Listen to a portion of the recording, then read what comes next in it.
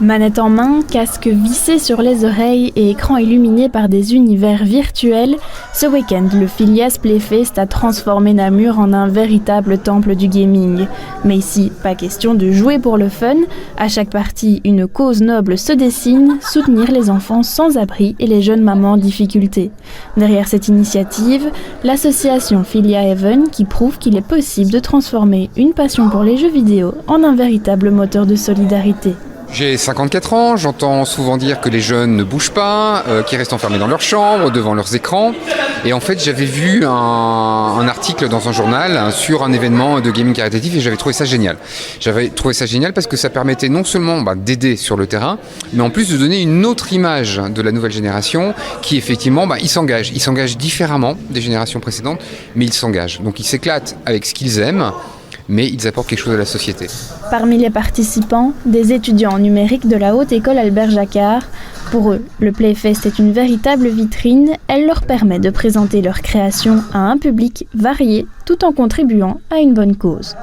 C'est purement de la visibilité qu'on nous offre, entre guillemets. Tu peux faire le meilleur jeu du monde, si jamais ton jeu, personne n'y joue, ça ne sert à rien. Ces jeunes créateurs, qui rêvent de faire carrière dans l'industrie du jeu vidéo, voient dans cet événement une opportunité unique de se faire connaître. Dans notre milieu, c'est toujours très bien d'avoir de la visibilité. Des simples gens qui jouent à notre jeu et avoir des retours, c'est déjà très cool en soi. L'événement a également mobilisé des streamers, ces créateurs de contenu qui partagent leurs parties en direct avec leur communauté en ligne.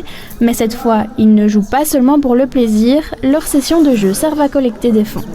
C'est gratifiant en fait, de se dire qu'on n'est pas juste des streamers qui jouent dans notre chambre, on est dans une école, dans un événement caritatif avec plein de streamers autour de nous. Et c'est agréable. C'est agréable de se dire que ce qu'on fait a un sens. Pour beaucoup, c'est aussi l'occasion de montrer une autre image du gaming, celle d'une communauté engagée et solidaire. Les gens donnent et en fait ils ont l'impression de donner pour quelque chose. Donc bien évidemment il y a du mouvement, il y a des actions qui sont créées et puis surtout les gens ils se disent je vais donner pour une bonne cause, mais en plus de ça, je peux aider mon streamer à avoir de la visibilité. Depuis sa création, Philia Heaven agit pour améliorer les conditions de vie des plus vulnérables. Avec cet événement, l'association espère collecter au moins 6 000 €, une somme qui permettra de couvrir les besoins essentiels de plusieurs enfants sur une année.